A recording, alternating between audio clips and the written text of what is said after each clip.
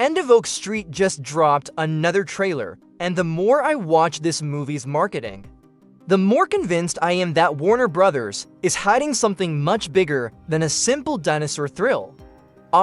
It feels secretive, it feels calculated, and more importantly, it feels like it knows the real hook is not just the creatures. It is the mystery hiding behind them. That is what makes The End of Oak Street one of the strangest and most intriguing films on the calendar right now. If you tell me there are dinosaurs in a movie, I already come in with a certain expectation. Usually that means one of two things. Either we are getting an action-heavy survival story where the humans spend the entire runtime running, screaming and barely escaping giant prehistoric death machines, or we are getting something softer and more family-friendly where the creatures are part of a sentimental animated adventure. This film does not seem interested in either lane. Yes, the dinosaurs look dangerous. Yes, the trailer clearly wants us to feel the threat, but the tone surrounding that threat is way stranger than standard blockbuster chaos. There is an eerie suburbia vibe here, a kind of dreamlike displacement, like the film is less interested in look how scary the dinosaur is and more interested in what exactly happened to reality. And why this street? That difference matters. David Robert Mitchell is the reason I cannot brush this off as just another concept-driven creature movie. This is the filmmaker behind It Follows and Under the Silver Lake, which means he does not really operate in straight lines. Even when his movies deal with clear genre material, they usually carry an unsettling undercurrent that suggests something more abstract, more symbolic, or more psychologically slippery is happening underneath the plot. So when Mitchell makes a movie about a suburban neighborhood getting ripped loose by a cosmic event and dropped into dinosaur territory, I do not assume he is suddenly going full conventional. I assume he is playing a deeper game. The trailer absolutely supports that feeling. It gives us enough to understand the danger, but not enough to understand the rules. And when a filmmaker like Mitchell starts hiding the rules, that is when I start paying very close attention. The cast only makes it easier to take this seriously.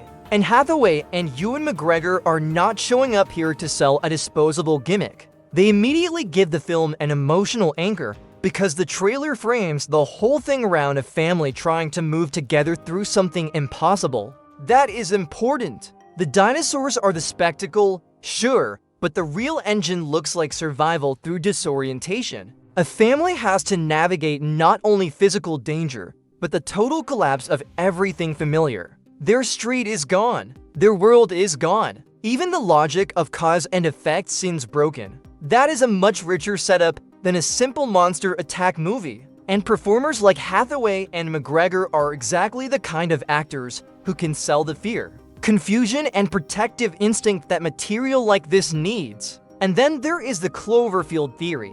I am not saying The End of Oak Street is definitely a secret Cloverfield movie, but I completely understand why people keep circling that possibility. The J.J. Abrams connection is already enough to trigger suspicion, especially because Bad Robot has a long history with that kind of stealth franchise energy. Then you add the original title, Flowervale Street, which is exactly the sort of oddly specific naming choice that fans love to dissect for hidden connections. On top of that, the story itself fits surprisingly well with the kind of dimensional and time-breaking chaos that Cloverfield Paradox shoved into that universe. A whole suburban block being displaced into another era by a cosmic anomaly does not feel out of bounds for that mythology at all. In fact, it feels weirdly perfect for it. What makes the theory so sticky is that the trailer never really kills it. If this were just a dinosaur survival movie and Warner Brothers wanted that to be crystal clear, the marketing probably would have leaned harder into the prehistoric action and much less into the cosmic secrecy. Instead, the trailer keeps doing the opposite. It gives us just enough dinosaur imagery to tell us the threat is real, but it never really answers the larger question of why any of this is happening.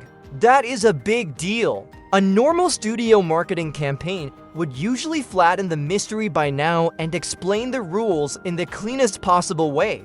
The End of Oak Street still feels like it is intentionally withholding the most important piece of itself. That kind of restraint is either very smart regional marketing, or it is the sign of a movie protecting a much larger reveal. And if that reveal really is tied to Cloverfield, then this thing could instantly go from that weird dinosaur movie with Anne Hathaway to one of the most impressive franchise fake-outs in recent memory. But even if it is not Cloverfield, the movie still has a chance to work for the exact same reason that theory exists in the first place. It feels like it has scale beyond its premise. That is the key. The premise alone is already commercial. Dinosaurs in suburbia is a strong sell, but the trailer is suggesting emotional scale, sci-fi scale, and maybe even mythic scale on top of that. It feels like the movie is asking what happens when the most ordinary domestic environment imaginable gets ripped out of human control and thrown into something ancient, violent, and cosmically indifferent. That is a really good science fiction question. The dinosaurs are almost the visual shorthand for a larger terror, the idea that home can be severed from reality itself.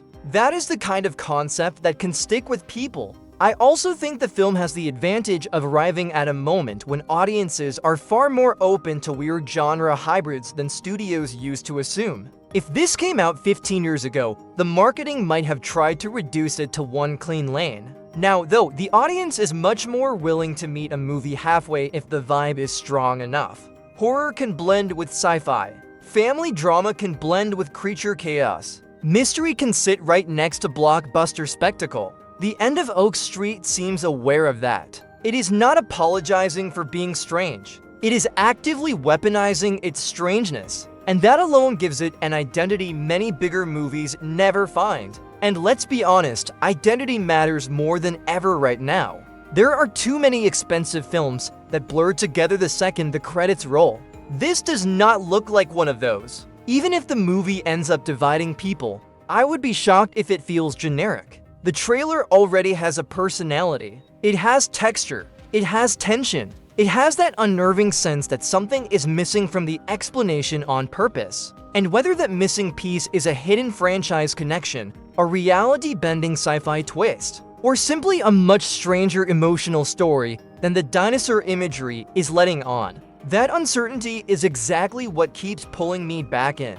The End of Oak Street hits theaters on August 14th, and right now it looks like one of the year's best bets for a genuine, what is this movie really hiding? Theatrical conversation. It might turn out to be a straight-up original sci-fi creature film,